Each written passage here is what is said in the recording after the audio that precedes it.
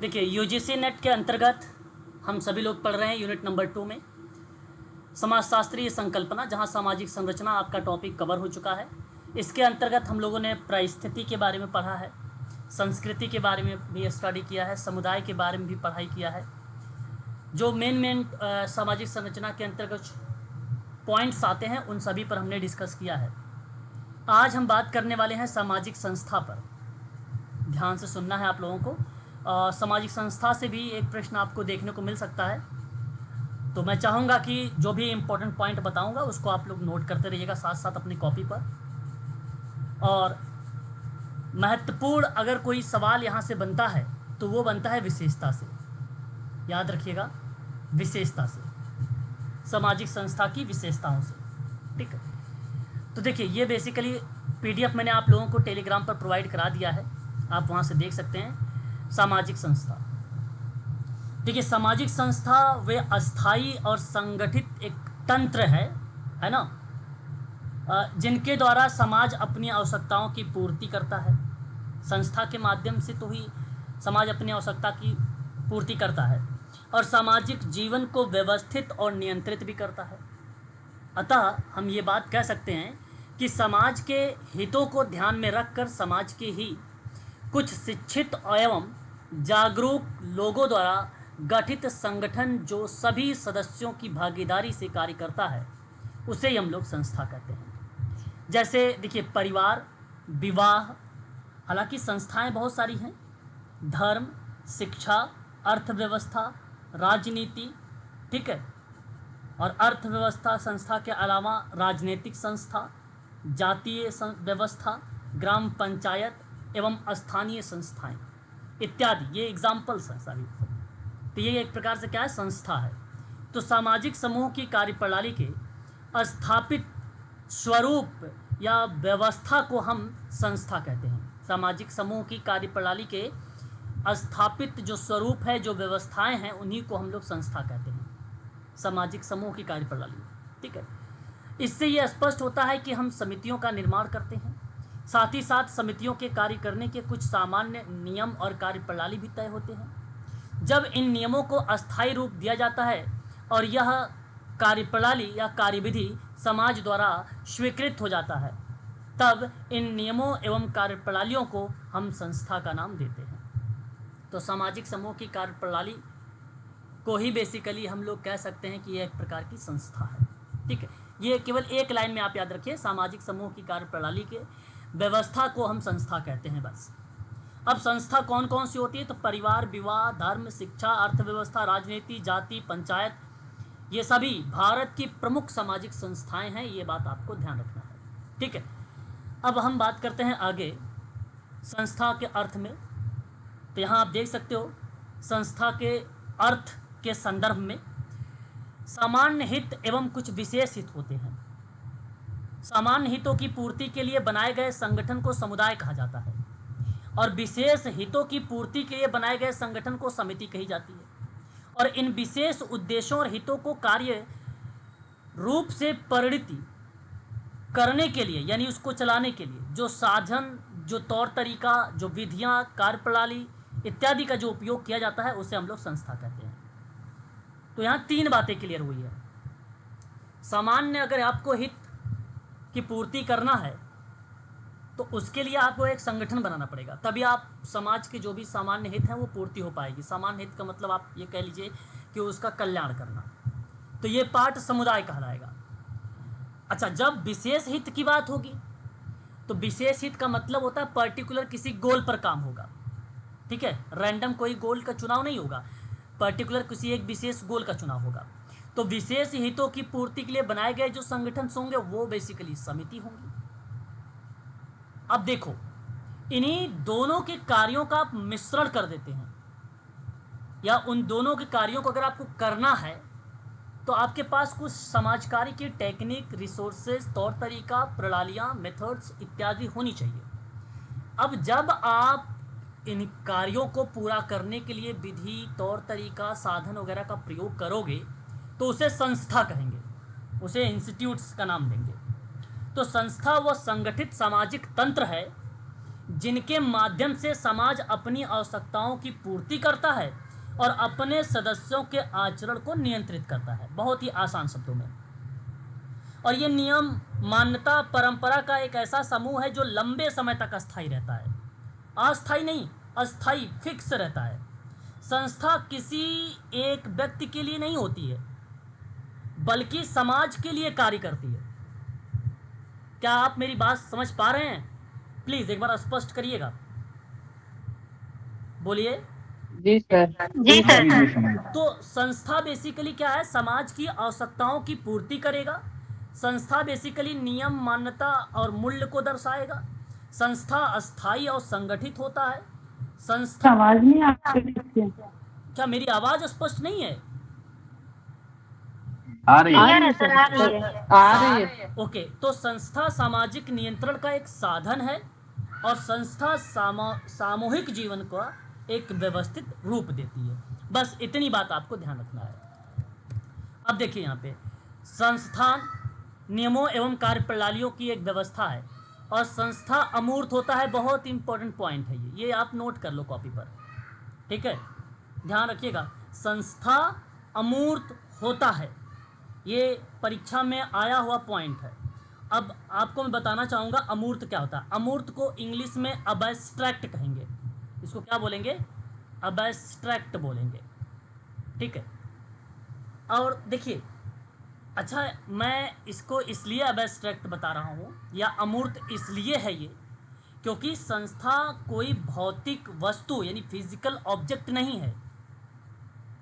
Physical अगर object होता तो आप उसे देख लेते, स्पर्श कर लेते, छू लेते।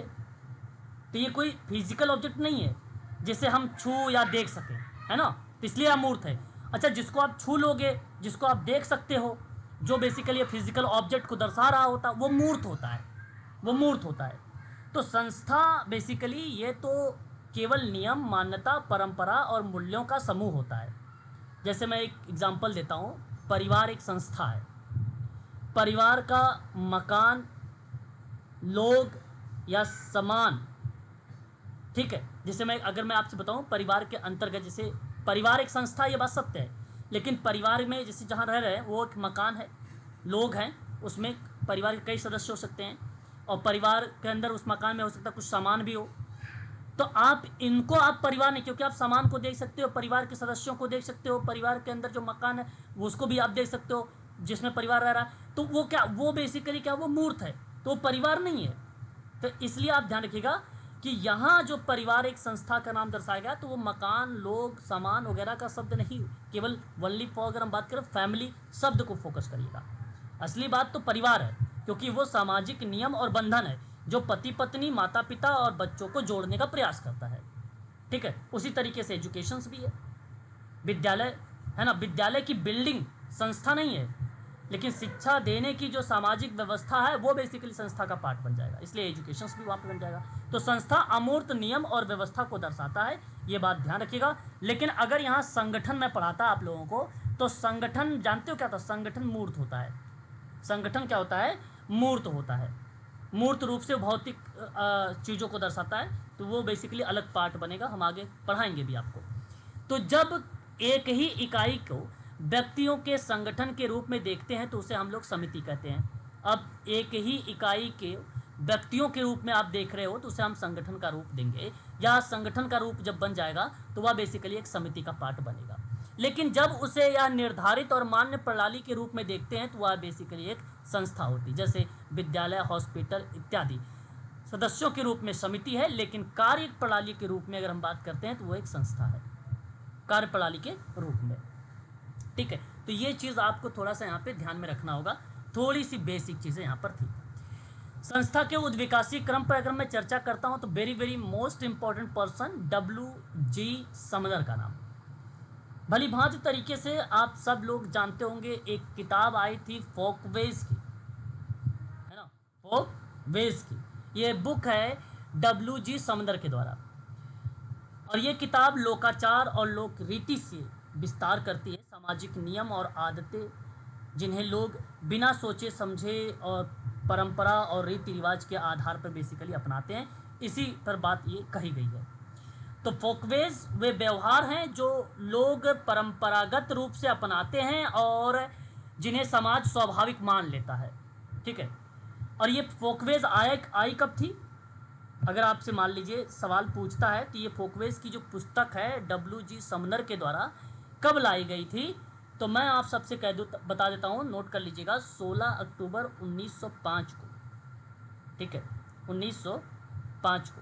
तो ये फोकवेज वाली पुस्तक जो है आप लोगों के लिए इम्पोर्टेंट तब जाके वहाँ पर बना दी जाएगी। हम चाहेंगे कि इस बात को आप लोग ज़रूर ध्यान में रखेंगे। 1905 का वर्ष याद रहेगा, या कोई दिक्कत होगी तो आप पूछ लीजिए। फोकवेज लोकाचार की पुस्तक है, 1905 में जिक्र किया गया था। आचार व्यवहार पर बात हुई है, इनका पालन ना करने पर कठोर दंड मिलता है, बस समाज द्वारा इस बेसिकली अस्वीकृत कर दिया जाता है, उसे उपहास झेलना पड़ता है। ठीक है, तो ये चीज़ें देखने को मिलता है। इनका पूरा नाम है विलियम ग्राहम समनर।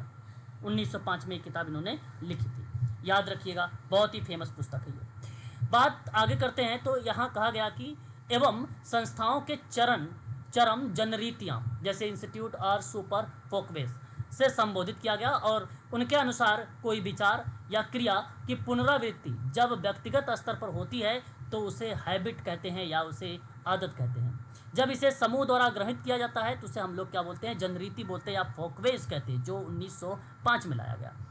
ठीक है, तो जनरीतियों के अंतर्गत व्यवहार के तरीके एवं शिष्टाचार इत्यादि आते हैं जो लोगों के बाध्य तो नहीं होते, लेकिन ऐसा करने की अपेक्षा समाज जरूर करता है। जनरीति में जब सामूहिक कल्याण की भावना और नैतिकता जुड़ जाती है तब यह लोकाचार में बदल जाती है। लोकाचार वे नियम हैं जो लोगों पर बाध्य होते हैं। नियमों की अवहेलना करने पर व्यक्ति को दंडित किया जा सकता है या दंड का भागीदार बनेगा, जैसे ड्रग लेना, धार्मिक कार्यों के विपरीत वस्त्र पहनना। लोकाचार के नियम जब एक निश्चित संरचना में व्यवस्थित हो जाते हैं तब उसे हम लोग संस्था का नाम देते हैं। जब लोकाचार का नियम एक निश्चित संरचना में व्यवस्थित होगा तभी हम उसे संस्था का नाम देंगे। ठीक है, तो WG समनर का नाम इस पॉइंट में याद रखिएगा, फोकवेज 1905 याद रखिएगा, और फोकवेज का मतलब क्या होता है, जनरीति, ये शब्द भी आप ध्यान रखिएगा बस। उसके बाद अतीत से जुड़ी कुछ जनरीतियाँ जैसे प्रथा, मतलब कस्टम कहता है, और प्रथा का अनुपालन हम इसलिए करते हैं कि अतीत में ऐसा होता आया है। एक इंकस एक नाम है, इन्होंने कहा कि जनरीतियों को वैकल्पिक रूप से प्रथा, तो ये थोड़ा सा नाम नोट करिएगा, इंपॉर्टेंट है। इंकल्स का नाम, कि जनरीतियों को इन्होंने क्या बोला है? वैकल्पिक रूप से प्रथा बोला है। ठीक है, तो फोकवेज अल्टरनेटिव कॉल्ड कस्टम कह सकते हैं। किसी देश के कानून निर्माण में प्रथा का बहुत महत्व होता है। ठीक है, कभी कभी तो प्रथागत कानून पाए भी जाते हैं। जनजातीय समाज में तो प्रथा ही कानून के रूप में कार्य करता है। रूथ बेनेडिक्ट का नाम भी इम्पोर्टेंट है। प्रथा वह चश्मा है जिसके बिना देखा नहीं जा सकता है। ठीक है, तो custom is the lens without which one can not see at all. ये इनकी डेफिनेशंस इंग्लिश में है, परंतु आप हिंदी में याद रखिएगा, प्रथा वह चश्मा है जिनके बिना देखा नहीं जा सकता है। ठीक है, ये पॉइंट भी आपको ध्यान रखना है। संस्था के द्वारा अगर हम बात करते हैं संस्था में, तो कुछ विद्वानों ने अपनी परिभाषाओं को लेकर जिक्र किया है। परिभाषा में देखिए, एक बोगार्ट्स का नाम आता है कि सामाजिक संस्था समाज का वो ढांचा है जो मुख्य रूप से सुव्यवस्थित विधियों द्वारा व्यक्तियों की ज़रूरतों की पूर्ति के लिए संगठित किया जाता है। ठीक है, कोई खास इंपॉर्टेंट नहीं है। हाँ, मैकाइवर एंड पेज का नाम नोट कर लीजिएगा यहाँ पर। संस्था कार्य प्रणालियों के स्थापित स्वरूप दशा को कहते हैं जो समूह की सामूहिक क्रियाओं की विशेषता है। अच्छा, इसी परिभाषा को और भी नाम से हम जान सकते हैं, जैसे संस्था एक संगठित रूप है जिसके द्वारा अब समाज अपनी आवश्यकताओं की पूर्ति करता है। बस इतनी बात भी आप लिख सकते हो। ठीक है, सदरलैंड का एक नाम आता है। एक जो संस्था है वो जनरीति, यहाँ पे अनरीति नहीं, जनरीतियाँ एवं रूढ़ियों का एक ऐसा समूह है जो कुछ मानवीय उद्देश्यों की पूर्ति में केंद्रीभूत होता है। ठीक है, ये भी इम्पोर्टेंट नहीं है, इसको आप छोड़ सकते हो। बैबलिन का नाम आप हटा सकते हो। ठीक है, यहाँ पे ग्लीन एंड ग्लीन का नाम देखिए, यहाँ पर ग्लीन का नाम भी बेसिकली क्या है कि सामाजिक संस्था सांस्कृतिक प्रतिमानों का एक कार्यात्मक समूह है जिसमें क्रियाएं आती हैं, विचार हो गया, मनोवृत्ति हो गया, सांस्कृतिक उपकरण हो गया, ये सब शामिल है। और ये बहुत कुछ अस्थायी होता है जिसका उद्देश्य अनुभव होने वाली सामाजिक आवश्यकताओं की पूर्ति करता है। ठीक है, मतलब संस्था एक अस्थायी रूप है जिसके द्वारा सामाजिक क्रियाओं को संपन्न किया जाता है। बस इतनी बात ध्यान रखिएगा। ठीक है, संस्था एक अस्थायी रूप है जिसके द्वारा सामाजिक क्रियाओं का संपन्न किया जाता है, यही परिभाषा है इसकी।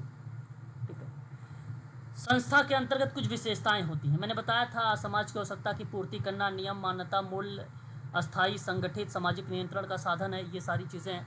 तो इसी के आधार पर बताया गया है संस्था। ठीक है, संस्था की विशेषता में रीति रिवाज एवं कार्य प्रणालियों की व्यवस्था। देखो, यहाँ कहा गया कि संस्था व्यक्तियों का समूह ना होकर नियमों और कार्य प्रणालियों की व्यवस्था है। जब जनरीति प्रथा अधिक विकसित हो जाती है तब इससे संबंधित व्यवस्थित नियम बन जाते हैं और उसे हम लोग संस्था कहते हैं। देखो, जनरीति और कार्य प्रणालियों की व्यवस्था का मतलब है कि हर सामाजिक संस्था जैसे परिवार, विवाह, धर्म, शिक्षा इत्यादि कुछ निश्चित रीति रिवाज और कार्य प्रणालियों के आधार पर चलती है ना। इसलिए रीति रिवाज और कार्य प्रणालियों की व्यवस्था बताई गई है। रीति रिवाज और कार्य प्रणाली संस्था को स्थिरता और निरंतरता प्रदान करती है। जैसे मैं आपको यहाँ पे एक परिवार के बारे में एग्जाम्पल देना चाहूँगा, फैमिली को लेकर। परिवार समाज की सबसे छोटी इकाई है, ये बात आप भलीभांति तरीके से जानते हैं। और परिवार में रीति रिवाज की अगर मैं बात करता हूँ तो बड़ों का सम्मान करना, विवाह संस्कार, मृत्यु संस्कार, है ना। वहीं अगर कार्य प्रणाली पर बात करता हूँ तो बच्चों का पालन पोषण, गृह व्यवस्था इत्यादि चीज़ें देखने को मिलती है ना। अगर हम बात करते हैं धर्म संस्था को लेकर तो रीति रिवाज, पूजा पाठ, रोज़ा, आरती, तीर्थ यात्रा। कार्य प्रणाली के आधार पर बात करते हैं तो धार्मिक उपदेश, अनुष्ठान जैसे शब्द आ जाते हैं वहाँ पे। ठीक है, उसके बाद देखिए यहाँ पे सुस्पष्ट उद्देश्य। प्रत्येक संस्था के स्पष्ट उद्देश्य होते हैं जो सांस्कृतिक प्रतिमानों से बंधे होते हैं। ठीक है, जैसे विवाह एक संस्था है और इसका उद्देश्य संबंधों को नियंत्रित करना होता है। मतलब हर सामाजिक संस्था किसी विशेष सामाजिक आवश्यकता को पूरा करने के लिए बनी है। परिवार प्रजनन, पालन पोषण, सामाजिकरण। शिक्षा संस्था की बात करता हूँ तो ज्ञान और कौशल का प्रसार। धर्म की बात करता हूँ तो आस्था, नैतिकता इत्यादि जैसे शब्द आते हैं। ठीक है, तो यह स्पष्ट उद्देश्य को दर्शाता है। वहीं अगर हम लोग बात करते सर एक चीज पूछ नहीं थे सर। आप फॉकवेज की बुक का ईयर बताए 1905, लेकिन 1906 में आई थी सर बुक को। देखिए, इसमें 1905 में भी कहीं पर मिलेगा, कहीं पर आपको 1906 भी मिलेगा, लेकिन हम आपसे कहेंगे कि फोकवेज का आप लगाइएगा तो 1905 ही लगाइएगा। ठीक है, एग्जाम में सर, एग्जाम में पूछता भी है सर, दिया है 1905 नहीं देता, 1906। पिछले बार क्लास में हम जब से पढ़ रहे हैं आपसे तब से 1906 ही लिखवाएं और बताएं सर। चलो ठीक है, आप इस पर करेक्ट कर लो, क्योंकि यहाँ पे अगर मैं बात करता हूँ ना विलियम ग्राहम समनर के द्वारा, तो कुछ जगहों पर मैं आपको स्क्रीनशॉट भी भेज दूंगा। 1905 भी आपको देखने को मिलेगा। ठीक है, उसका फिर भी अगर आप चाहते हैं तो मैं चाहूँगा कि दोनों चीज़ों को अगर आप मेंशन कर ले तो बेहतर रहेगा। 1905 भी आप रख लीजिए और 1906 भी, दोनों भी रख लीजिए, है ना, दोनों भी आप कर लीजिए। ठीक है, बाकी आप 1905 वाले में आपको जब समरी पढ़ेंगे फोकवेज की तो समरी वाले में आपको 1905 ही देखने को मिलेगा। आपका जो पहला वाला पेज मिलेगा वहाँ पर भी 1905 मिलेगा। ठीक है, अमेजोन पर एक बार ट्राई मार के देखिएगा फोकवेज किताब को। ठीक है, आगे बात करते हैं। चलिए, अब देखिए, मैं आपसे बात कर रहा था यहाँ पे सांस्कृतिक वाहक को लेकर। सांस्कृतिक वाहक का क्या मतलब है समझना। संस्कृति की वाहक है संस्था। मेरा कहने का भाव यहाँ पर यह है कि संस्थाएं संस्कृति को एक पीढ़ी से दूसरी पीढ़ी को क्या करती है, हस्तांतरित करती है।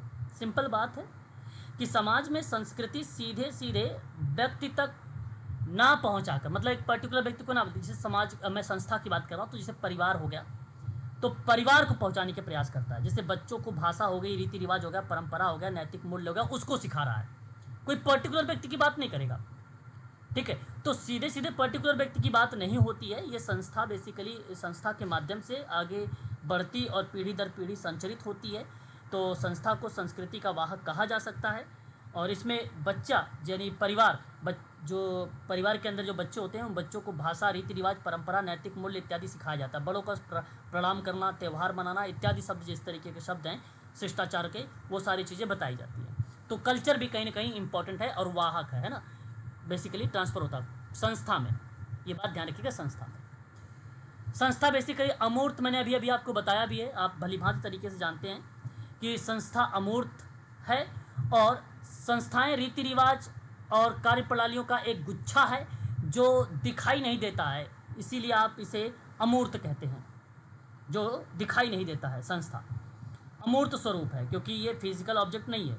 यह तो केवल रीति रिवाज, मान्यता, मूल्य, कार्यप्रणाली और संगठित समूह है। हम इसे सीधे देख और छू नहीं सकते हैं, केवल अनुभव कर सकते हैं। परिवार एक संस्था है। मकान, लोग या सामान परिवार नहीं है। ठीक है।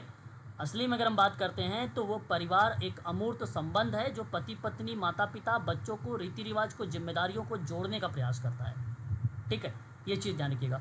तो संस्था रीति रिवाज, कार्यप्रणालियों और मान्यताओं का एक गुच्छा है जो अमूर्त होता है और सीधे दिखाई नहीं देता है। ये बात ध्यान रखिएगा।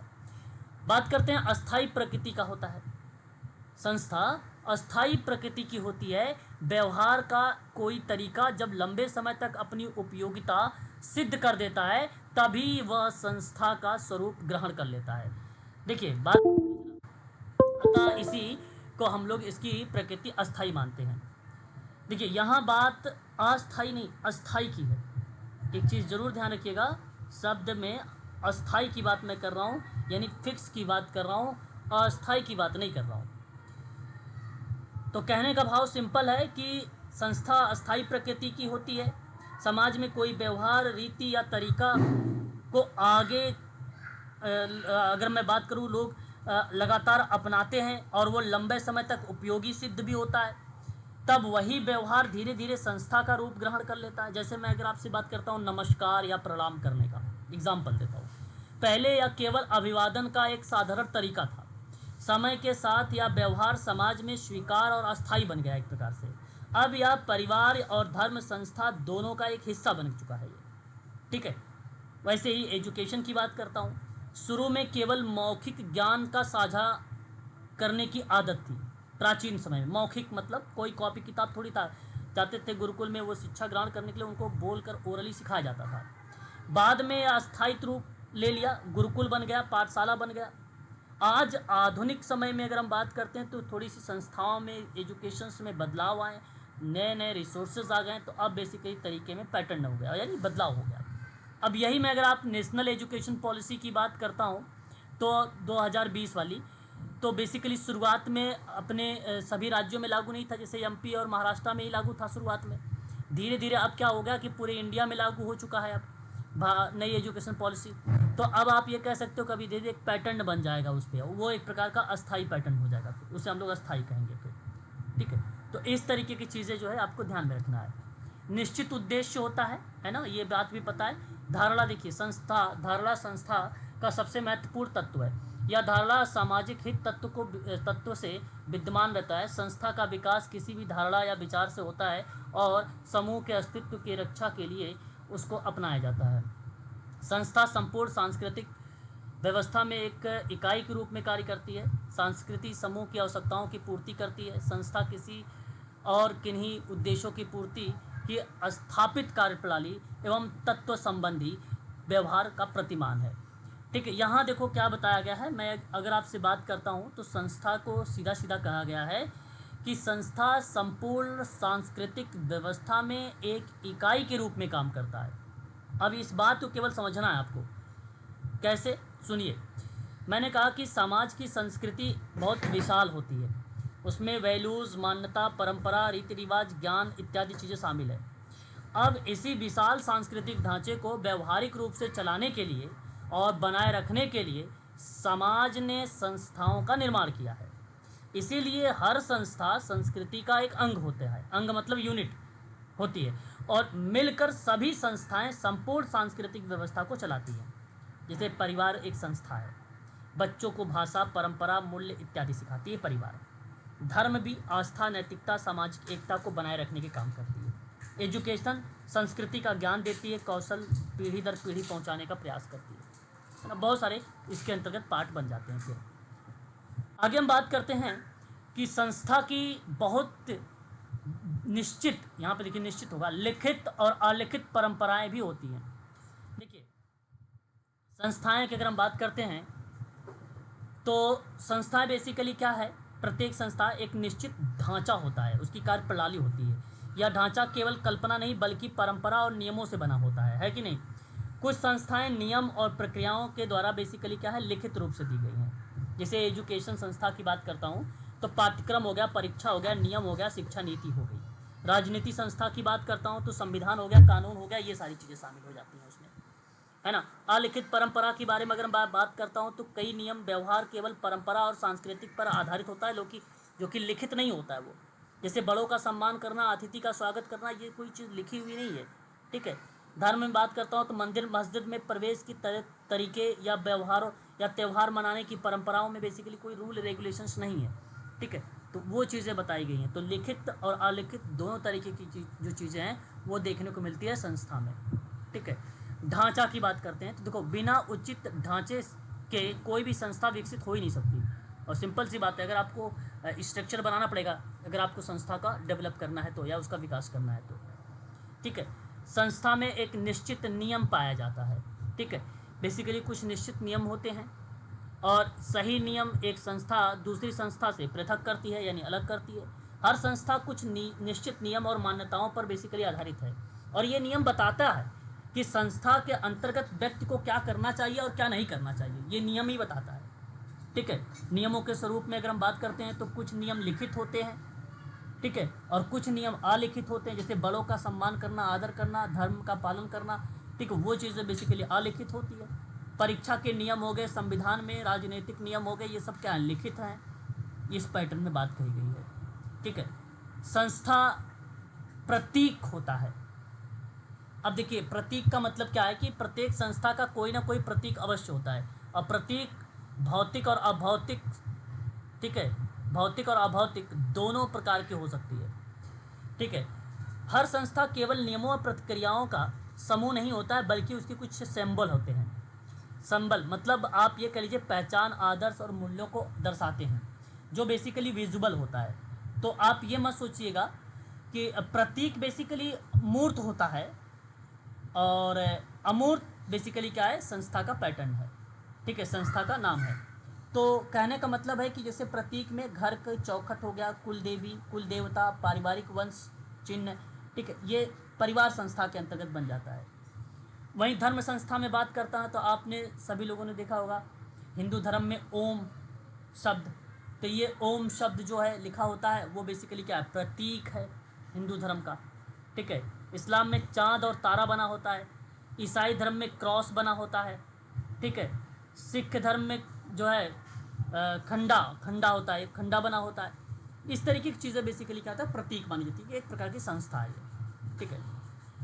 संस्था जो होती है स्वीकृत एवं अधिकार होती है, ठीक है। संस्था देखिए बेसिकली क्या है, स्वीकृति और जो है बेसिकली अधिकार को भी दर्शाती है।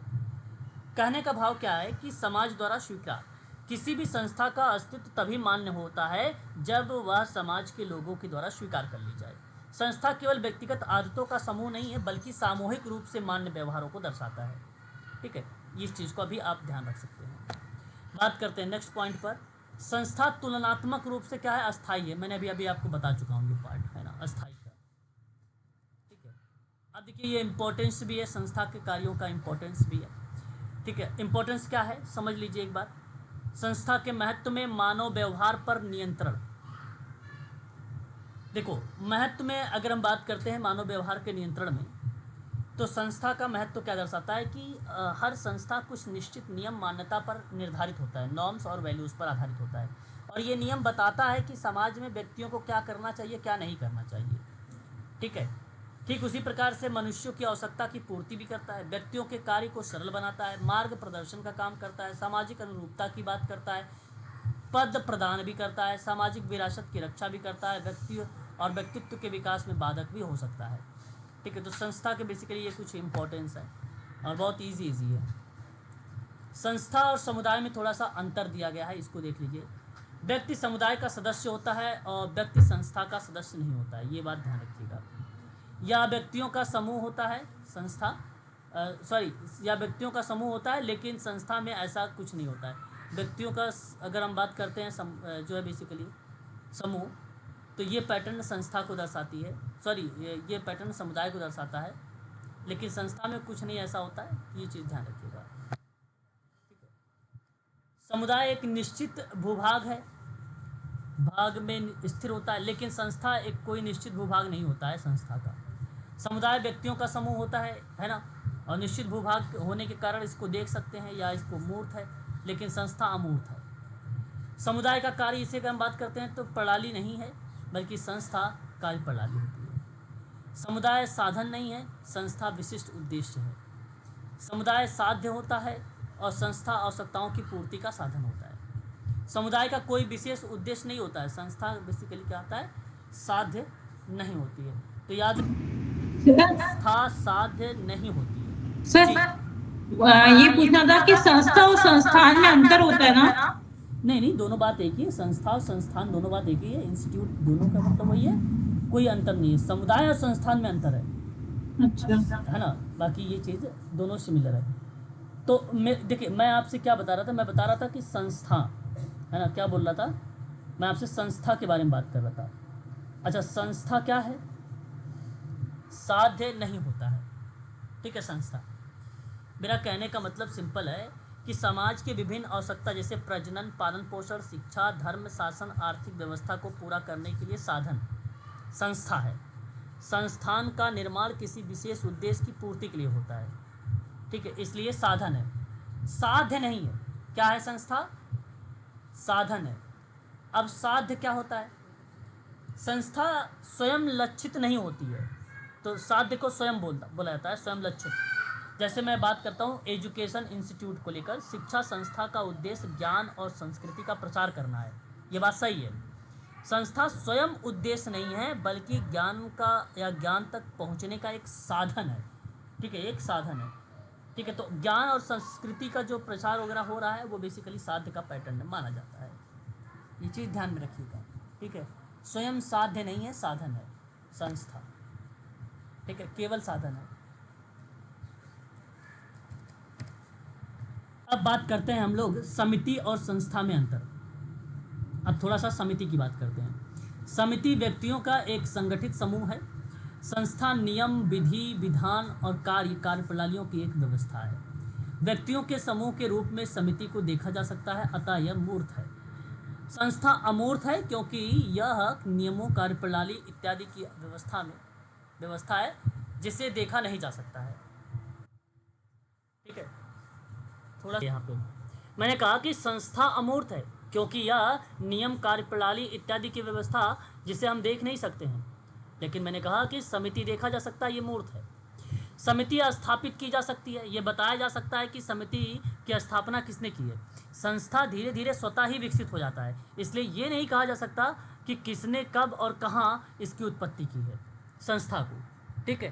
तो ये चीज़ भी आप थोड़ा सा ध्यान रखिएगा, बहुत ही बारीकी से चीज़ें यहाँ पे लिखी गई हैं कि समिति में ये चीज़ें देखने को मिल सकता है कि कब किसने स्थापित किया है समिति को, लेकिन संस्था स्वतः अपने आप हो जाता है डेवलप, और ये कहना उचित नहीं हो पाता है उस समय कि कब और कैसे कहाँ पर उत्पत्ति हुई है संस्था की। समिति अस्थायी होती है, संस्था अस्थायी होता है, ये बात मैं आपको बताते चला आ रहा हूँ, ठीक है। अस्थायी का मतलब होता है समिति बंद भी हो सकती है।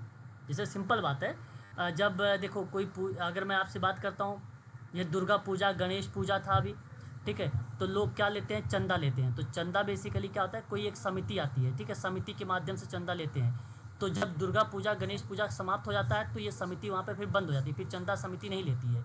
जब फिर अगली साल आएगा ये त्यौहार, तो फिर समिति क्या करती है, लोगों से, अपने आसपास के लोगों से क्या करती है, समिति चंदा लेती है, ठीक है, तो वो समिति होता है। तो इसीलिए इसको बोला गया अस्थायी, ठीक है। परिस्थिति के अनुसार ही फिर आ जाती है समिति, फिर उसको बंद भी कर दिया जाता है। संस्था ऐसा नहीं होता है। तो समिति का एक नाम होता है, संस्था का अपना प्रतीक होता है, जैसे चर्च का प्रतीक क्रॉस होता है, मैंने अभी ऊपर आप लोगों को बताया भी है। समिति व्यक्तिगत हित और कल्याण पर जोर देती है, संस्था जो है सामूहिक कल्याण पर बल देती है। समिति औपचारिक नियम होता है और लिखित के रूप में होता है, संस्था अलिखित और लिखित दोनों हो सकता है, और ये अनौपचारिक नियमों का पैटर्न होता है। समिति की नियंत्रण की बात करते हैं तो शक्ति, उपेक्षा, कमजोर और शिथिल होती है, लेकिन संस्था नियंत्रण की बात करते हैं तो शक्ति बहुत अधिक होती है। संस्था द्वारा मान्य रीति रिवाज विरुद्ध आचरण करना अनुचित या असामाजिक साझा भी समझा जाता है, ठीक है। समिति विशेष हितों के और उद्देश्यों की बात करता है, मौलिक आवश्यकता की पूर्ति का योग माना जाता है संस्था को। हितों की भिन्नता के कारण समिति कई प्रकार की पाई जाती है। समिति में हितों की पूर्ति के लिए किसी न किसी प्रकार की संस्था का होना आवश्यक होता है, वो जुड़ा होता है कोई ना कोई संस्था से, और संस्था विभिन्न समितियों के हितों की पूर्ति के लिए साधन के रूप में कार्य करती है। संस्था, समिति पीढ़ी दर पीढ़ी हस्तांतरित नहीं होती है, लेकिन संस्था जो है पीढ़ी दर पीढ़ी हस्तांतरित हो जाती है। मनुष्य समितियों का सदस्य होता है, मनुष्य संस्थाओं के सदस्य नहीं होते हैं, क्योंकि संस्था नियम और कार्य प्रणालियों की व्यवस्था होती है। इसलिए समिति का क्षेत्र अपने सदस्यों तक सीमित होता है, क्षेत्र इसका बहुत छोटा होता है। संस्था का क्षेत्र बहुत संपूर्ण होता है, बहुत बड़ा होता है, समाज को दर्शाता है, ये बृहद के रूप में भी जाना जाता है। ठीक है, तो ये चीज़ भी आप ध्यान में रख सकते हैं। आगे देखिए सामाजिक समूह। अब यहाँ पे आपका जो संस्था का पैटर्न था वो होता है समाप्त। ठीक है, संस्था यहाँ पे समाप्त होती है। अब हम लोग बात करेंगे सामाजिक समूह को लेकर। संस्था आप सबको क्लियर हो गया है तो एक बार स्पष्ट करेंगे प्लीज़। Ji sir. सामाजिक संस्था क्या है? यदि आपको स्पष्ट है, अगर कुछ पूछना है संस्था में तो आप पूछ सकते हैं। ठीक है, संस्था एक संगठित मूर्त व्यवस्था है जिसके माध्यम से समाज अपनी आवश्यकता की पूर्ति करता है और अपने सदस्यों के व्यवहार को नियंत्रित करता है और संचालित भी करता है। ये चीज़ आप जरूर ध्यान रखिएगा। इन केस यदि आप लोगों से सवाल संस्था से पूछा जाएगा तो कैसे पूछा जाएगा, मैं 2-4 सवाल आप लोगों के यहाँ पे करके दिखाता हूँ। ठीक है, ताकि इन केस यदि परीक्षा में आप लोगों के सामने ऐसे सवाल पूछे जाएं तो आप उसके आसानी से जवाब दे सकें। जैसे देखो, सवाल अगर मैं आपसे कहूँ तो कैसे देखने को मिलेंगे आप लोगों के सामने?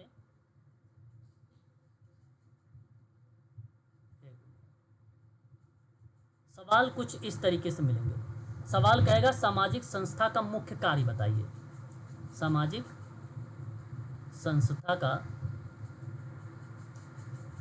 मुख्य कार्य है।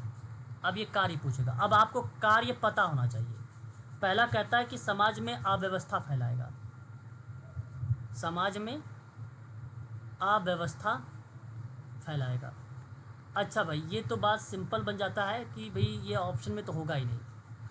दूसरा, क्योंकि अव्यवस्था मैंने लिख दिया। समाज की आवश्यकता की पूर्ति। दूसरा अगर आपसे मैं कहूँ तो समाज की जो आवश्यकताएं हैं उसकी पूर्ति करेगा। पूर्ति करेगा।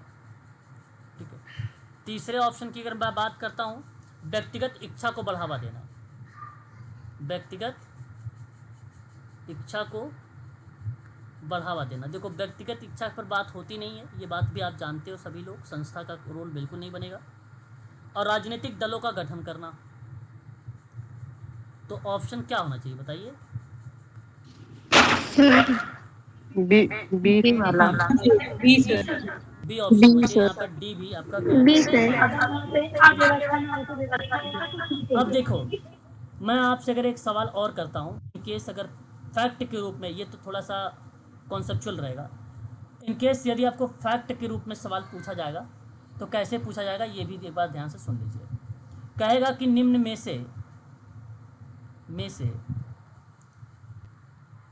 कौन सी अमूर्त है, ऐसे पूछेगा।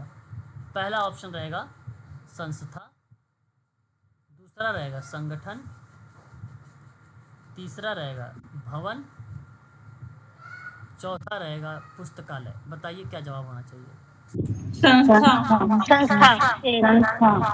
संस्था होगा। और एक क्वेश्चन आपसे ये पूछ सकता है कि फोक वेज शब्द का प्रयोग सबसे पहले किसने किया? शब्द का सबसे पहले प्रयोग किसने किया था?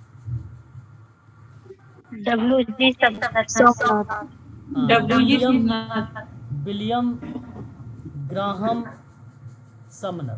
बिल्कुल सही जवाब। तो ये आपको थोड़ा सा 16 अक्टूबर 1905 और 1906। हाँ, दोनों याद रखिएगा, 1905 भी 1906 भी। सिराज अभी कह रहे थे कि सर 1906 ज़्यादा पूछा गया है। फिर भी अगर 1906 आता है तो बहुत अच्छी बात है, अब तो पता हो ही चुका आप लोगों का। इन केस अगर 1906 ना आए, 1905 आए तो आप लगा सकते हो, क्योंकि कुछ जगहों पर आपको 1905 भी देखने को मिल जाएंगे। ठीक है, तो ये चीज़ थोड़ा सा ध्यान रखिएगा। अब बात करते हैं आगे हम लोग। हमारा अगला जो पॉइंट है यहाँ पर, अभी स्क्रीन आप लोगों को दिखाई दे रही है? एक बार स्पष्ट करिएगा प्लीज़। Ji sir. क्लियर है ना स्क्रीन? जी सर, क्लियर है। चलो फिर ठीक है। पीपीटी नहीं देख रहा है सर, पीपीटी नहीं देख रहा। वही तो मैं पूछ रहा था आप लोगों से। एक मिनट।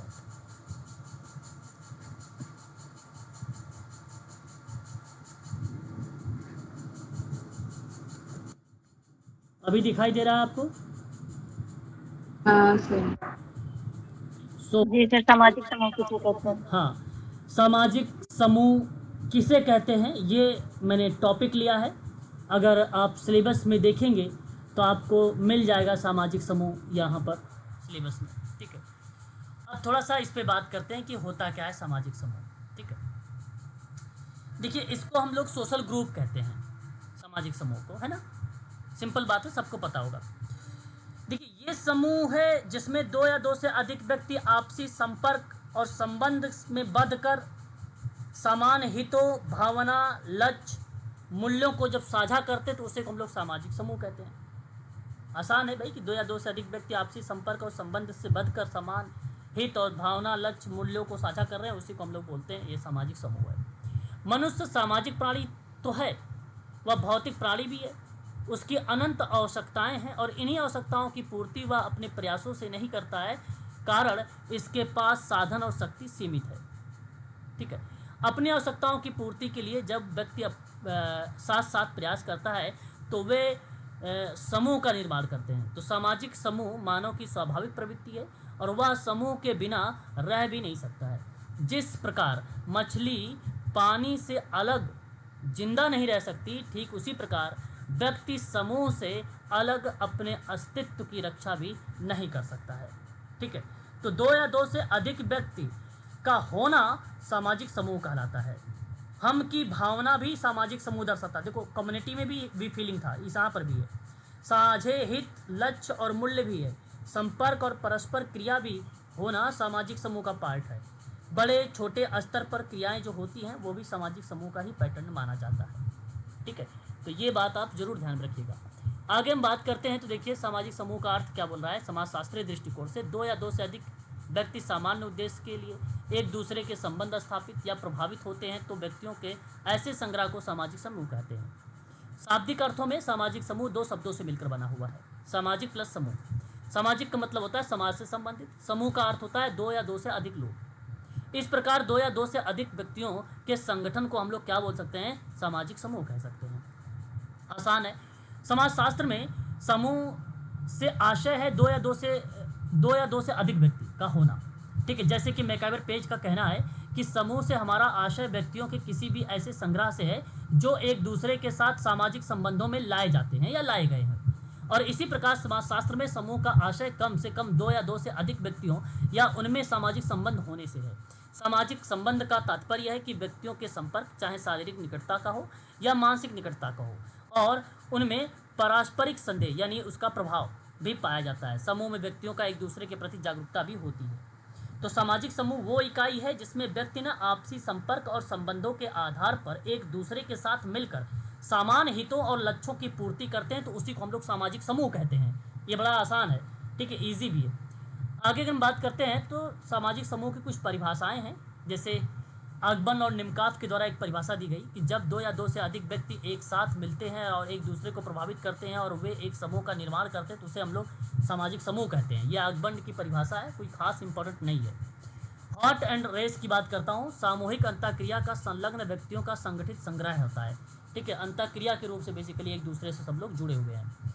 मैकाइवर पेज ने कहा है कि समूह से तात्पर्य है कि व्यक्तियों के किसी भी ऐसे संग्रह से जो एक दूसरे के साथ सामाजिक संबंध स्थापित करते हैं। ग्रीन ने कहा कि सामाजिक समूह की उत्पत्ति के लिए एक ऐसी स्थिति का होना आवश्यक है जिसमें संबंध व्यक्तियों में अर्थपूर्ण या अंतः उत्तेजना से संबंधित हो। ये परिभाषाएं बेसिकली देखने को मिलती है हमें, ठीक है। आगे हम बात करते हैं अब सामाजिक समूह की कुछ विशेषताओं पर, है ना। सामाजिक समूह की क्या विशेषता है, इस पर हम लोग बात करेंगे। सामान्य हित की बात होती है, देखो, है ना।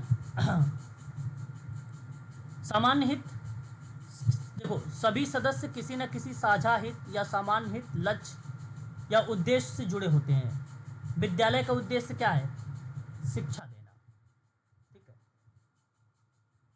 तो कहने का मतलब यहाँ सिंपल है कि सामाजिक समूह सभी सदस्यों के हितों या हित के प्रायः समान होते हैं और समान हित होने से समूह का अस्तित्व बढ़ता है। सदस्यों की पारस्परिक जागरूकता, सामाजिक समूह के प्रत्येक सदस्य को अन्य सदस्यों तथा अपने समूह के प्रति जागरूकता होना या जागरूक होना। मनुष्यों का संग्रह होता है, सामाजिक समूह है तो भाई सबसे प्रथम विशेषता तो यही है कि मनुष्यों को कलेक्ट किया जाना चाहिए। सामाजिक समूह के निर्माण के लिए कम से कम 2 व्यक्तियों का या 2 मनुष्यों का संग्रह होना आवश्यक है। केवल एक व्यक्ति उपस्थित समूह को नहीं बना सकता है, इसलिए ये पार्ट नहीं होगा, है ना।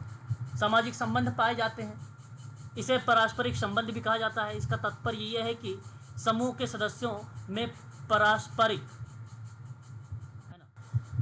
देखिए यहाँ मैंने कहा कि सामाजिक संबंध पाए जाते हैं, तो इसे पारस्परिक संबंध भी कहा जाता है। इसका मतलब देखो क्या है कि समूह के सदस्यों में पारस्परिक संबंध का होना आवश्यक है या अनिवार्य है।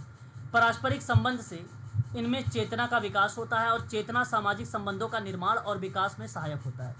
ठीक है, ये शब्द भी आपको ध्यान रखना है कि सामाजिक संबंध पाया जाता है। अच्छा, एक शब्द यहाँ पर देखने को हम लोगों को मिल रहा है, पारस्परिक संबंध का होना अनिवार्य है। देखो समझना है आपको पारस्परिक होता क्या है।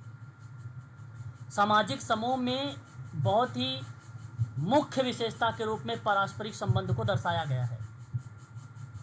यदि केवल व्यक्तियों की भीड़ यानी क्राउड है परंतु उनमें कोई आपसी संबंध या संपर्क नहीं है तो वो सामाजिक समूह नहीं बनेगा।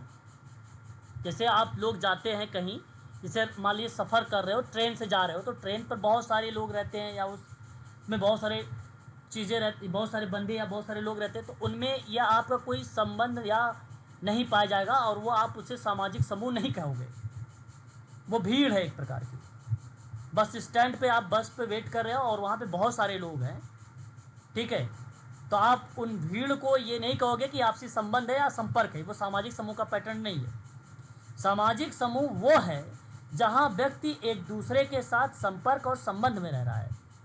यह संबंध भावनात्मक हो सकता है, जैसे परिवार के साथ, आर्थिक, सहकारी संस्था, शैक्षिक, विद्यालय जैसे, राजनीतिक पार्टी जैसे, इस तरीके के पार्ट होगा तो वो माना जाएगा। परिवार, पति पत्नी, माता पिता, बच्चों के बीच गहरे पारस्परिक संबंध होते हैं, ये कह सकते हो आप।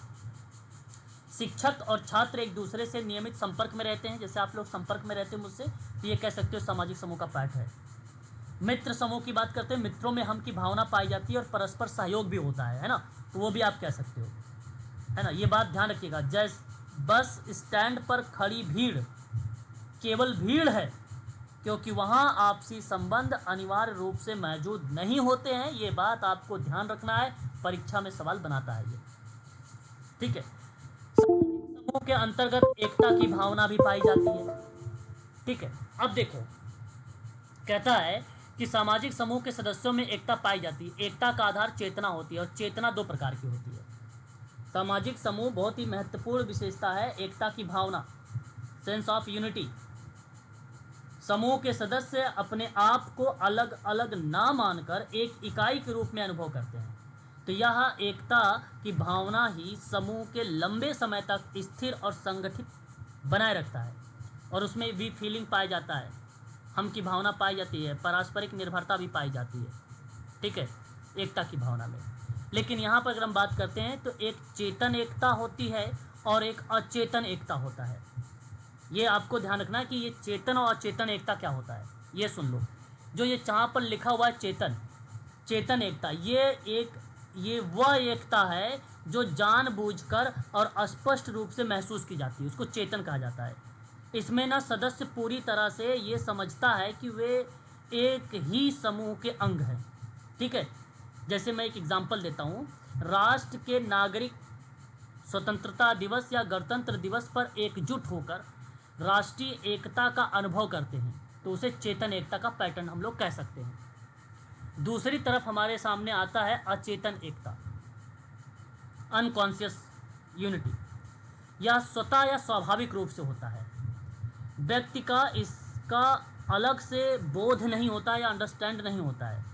यह एकता परंपरा, रीति रिवाज, संस्कृति और सामाजिक जीवन शैली से स्वतः ही उत्पन्न होती है।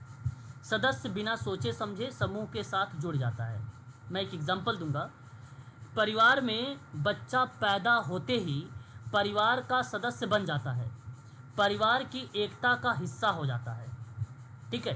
तो ये पैटर्न बेसिकली एक प्रकार से दर्शाता है, ठीक है। यहाँ पे स्वाभाविक रूप से या स्वतः कोई क्रिया का अंडरस्टैंड या बोध नहीं होता है, ठीक है, नहीं होता। जाति या धर्म में सदस्य अपने आप अचेतन रूप से एकजुट हो जाता है, भले ही उन्हें इसका स्पष्ट बोध ना हो या ज्ञान ना हो, ठीक है। फिर कहता है सदस्यों की पारस्परिक आदान प्रदान। अभी मैंने ऊपर बताया आपको पारस्परिक संबंध को लेकर, वही बात यहाँ पर है। समूह में सदस्यता ऐच्छिक होती है, ध्यान रखिएगा, समूह में सदस्यता ऐच्छिक होती है। ये शब्द परीक्षा में हो सकता है आ जाए। सामान्य रूप से स्वीकार किया जाता है। मनुष्य स्वभाव से ही सामूहिक प्रवृत्ति का होता है, अनिवार्य रूप से विभिन्न समूहों का सदस्य भी होता है। ऐच्छिक सदस्यता का मतलब है कि जब व्यक्ति अपनी इच्छा से किसी समूह का सदस्य बनता है तो वहाँ स्वतंत्रता होती है कि वह शामिल हो या ना शामिल हो। जैसे खेल क्लब हो गया, राजनीतिक दल हो गया, सरकारी सहकारी समिति हो गया, छात्र संघ हो गया, वो पैटर्न होता है। लेकिन एक जगह अनैच्छिक शब्द भी आता है, ऐच्छिक के बजाय अनैच्छिक भी आता है। अनैच्छिक सदस्यता क्या होती है कि जब व्यक्ति की सदस्यता उसकी जन्म तिथि, परंपरा और सामाजिक परिस्थिति से तय होती है, तो इसमें व्यक्ति की इच्छा का कोई स्थान नहीं होता है। व्यक्ति की इच्छा का कोई स्थान नहीं होता है ना। जैसे परिवार जन्म से मिला हुआ है, ठीक है, जाति, धर्म, राष्ट्र, जन्म से ही नागरिकता मिल जाती है उसे, ठीक है। तो ये बात आपको ध्यान में रखना है। इसके अंतर्गत एक निश्चित आधार होता है या मौलिक प्रश्न है।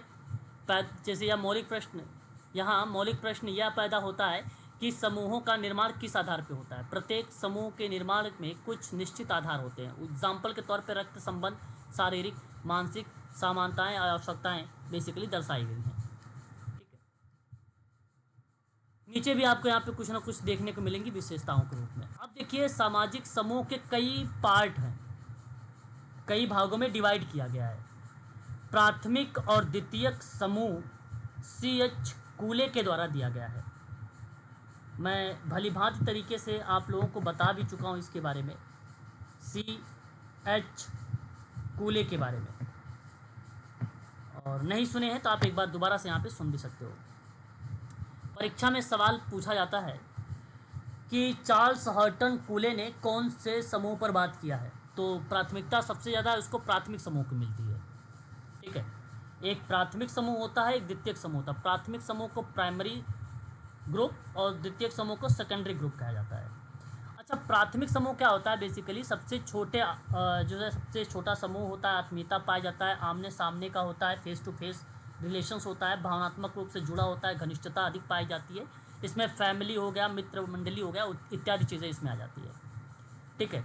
द्वितीयक समूह में क्या होता है कि समूह बड़ा होता है और ये औपचारिक भी होता है, उसका आकार बड़ा होता है और ये साथ साथ अप्रत्यक्ष, अगर ये अप्रत्यक्ष है ये प्रत्यक्ष होगा, सिंपल सी बात है, ठीक है। यहाँ अगर हम बात करते हैं तो ये आपका जो है औपचारिक होता है, ठीक है, फॉर्मल होता है, और ये साझा उद्देश्य और हित पर आधारित होता है। भावनात्मक इसमें कम पाया जाता है, इसमें भावनाएं बेसिकली कम पाई जाती है, जैसे विद्यालय, कार्यालय, विश्वविद्यालय, राजनीतिक, औद्योगिक संगठन इत्यादि चीज़ें इसमें आ जाती हैं।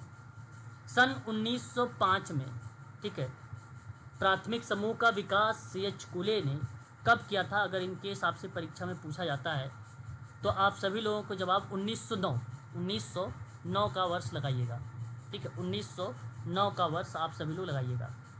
सोशल ऑर्गेनाइजेशन एक किताब थी उनकी, जहां उन्होंने प्राथमिक समूह को लेकर बात किया था और द्वितीयक समूह को लेकर भी बात किया था।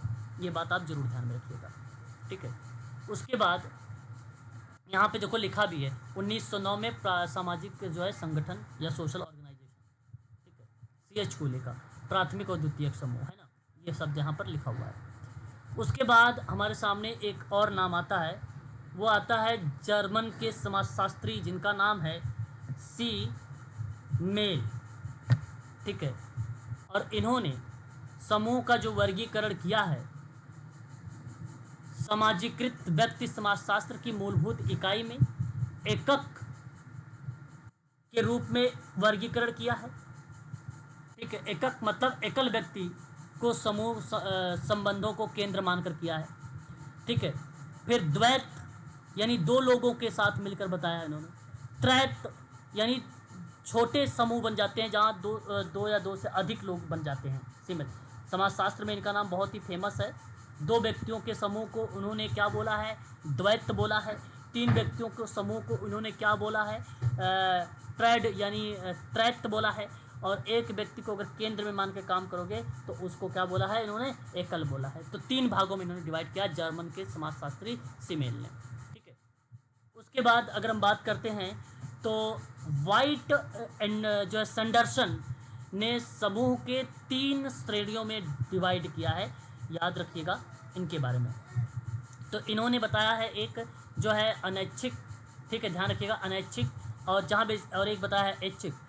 देखो अनैच्छिक के बारे में मैंने आपको पहले भी बता चुका हूँ, है ना, कि बेसिकली जहाँ पर व्यक्ति की इच्छा ना हो वो अनैच्छिक चीज़ है, जहाँ व्यक्ति की इच्छा वो ऐच्छिक को दर्शाता है। तीसरा एक दर्शाया इन्होंने प्रतिनिधिक के रूप में डिवाइड किया है, या उसको प्रतिनिधिक के रूप में बांटा है। ठीक है, इस शब्द का मतलब सीधा है कि कोई भी समूह जैसे परिवार, जाति, वर्ग केवल व्यक्ति का जमावड़ा नहीं होगा, बल्कि समाज की संस्कृति, मूल्य, परंपरा का प्रतिनिधित्व करेगा। तो परिवार समाज की सांस्कृतिक परंपराओं का प्रतिनिधि माना जाता है, इसलिए ये पैटर्न एक प्रतिनिधि के रूप में डिवाइड किया गया है। तो 3 भागों में जो है ड्वाइट संडरसन का नाम देखने को मिलेगा। बहुत ही फेमस पर्सन, आप भलीभांति तरीके से जानते हैं इनके बारे में, एफ टोनीज के बारे में। कई बार इनको लेकर सवाल पूछा गया है, समुदाय और समिति को लेकर। ठीक है, ये बात आप जरूर ध्यान में रखेंगे। ठीक है, फर्डिनेंड टोनीज, समुदाय और समिति। समुदाय को इन्होंने एक नाम दिया है, समुदाय को क्या नाम दिया है इन्होंने, गेमिनसॉफ्ट बोला। क्या बोला है, सॉफ्ट। हाँ सॉफ्ट बोला है। और समिति को इन्होंने क्या नाम दिया है, गेसल सॉफ्ट बोला है। ठीक है, तो एप्टोनीज ने समाज को 2 आदर्श रूपों में विभाजित किया है, 2 आदर्श रूप में। ठीक है, 2 आदर्श रूप में, ये बात जरूर ध्यान रखिएगा। एक का नाम गेमिनसॉफ्ट है तो एक का नाम गेसल सॉफ्ट है। ठीक है, तो देखिए जो गेमिनसॉफ्ट है उसका नाम क्या है, समुदाय, उसका क्या नाम है, समुदाय। जो बेसिकली गेसल सॉफ्ट है उसका क्या नाम है, एसोसिएशन, संघ या समिति का नाम भी आप दर्शा सकते हैं। ठीक है, अब देखो जो कम्युनिटी होता है इसको समझोगे तो गेमिनसॉफ्ट अपने आप समझ में आ जाएगा। जो समुदाय होता है यहाँ भावनात्मक संबंध, आत्मीयता प्राकृतिक रूप पर आधारित होता है। यहाँ व्यक्ति के बीच में बहुत ही गहरी आत्मीयता पाई जाती है, सामूहिकता और पारस्परिकता का सहयोग पर आधारित होता है। संबंध जन्म और परंपरा से तय होता है, वो कम्युनिटी होती है। उदाहरण के तौर पे अगर परीक्षा में आया तो 4 बातें लिख लीजिए, परिवार, गांव, जाति, धार्मिक समूह। ये 4 बातें नोट कर लीजिएगा, ये चारों के चारों कम्युनिटी या गेमिनसॉफ्ट को दर्शाते हैं। गेसलसॉफ्ट में एसोसिएशन, संघ की बात होती है, समिति की बात होती है, आर्टिफिशियल कृत्रिम होता है, औपचारिक होता है और तर्क संगत या तर्कपूर्ण संबंधों पर आधारित होता है। व्यक्तिगत और उपयोगितावादी पर बेस्ड होता है ये। ठीक है, जाहिर सी बात है। मैं आपसे कहूँ कि इसका संबंध बेसिकली परंपरा से नहीं है बल्कि सुविधा और हित से तय किया गया है। इसमें देखो अगर एग्जाम्पल पूछा जाएगा तो शहर याद रखिएगा, व्यापारिक संगठन याद रखिएगा, राजनीतिक दल याद रखिएगा और कार्यालय याद रखिएगा। ठीक है, तो ये चीज़ें इस समिति के अंतर्गत देखने को मिलेगा। ठीक है, तो आप सभी लोगों से अगर परीक्षा में सवाल पूछा जाएगा तो किस तरीके से सवाल बनाएगा मैं आपको एक बार बताना भी चाहूँगा। यहाँ पे समुदाय गेसलसॉफ्ट की विशेषता क्या होती है, ये सवाल बनेगा। तो आपके सामने एक जगह पर आपको लिखा मिलेगा घनिष्ठ संबंध। ठीक है, क्या लिखा मिलेगा, घनिष्ठ संबंध देखने को मिलेगा। तो आप सीधा सीधा बता दीजिएगा कि गेमिनसॉफ्ट समुदाय को दर्शाता है जहाँ घनिष्ठ संबंध होता है। और जो समिति होता है वो किस पे आधारित होती है, तो अनुबंध और स्वार्थ पर आधारित होता है, मतलब अपने स्वार्थ की। एप्टोनीज ने समिति और समुदाय की अवधारणा किस पुस्तक में दी है, तो किताब एक नोट कर लीजिएगा इसका, कम्युनिटी एंड सोसाइटी किताब का नाम है उनके। क्या नाम है उनकी किताब का, एंड सोसाइटी उनकी पुस्तक का नाम है, नोट कर लीजिएगा प्लीज़ आप सभी लोग। ठीक है, और किताब कब लिखी गई थी, तो सन 1887 में लिखी गई थी, 1887 में लिखी गई थी। ठीक है भाई, तो ये चीज़ आप जरूर ध्यान में रखेंगे। ठीक है, आवाज़ क्लियर है? बताइए।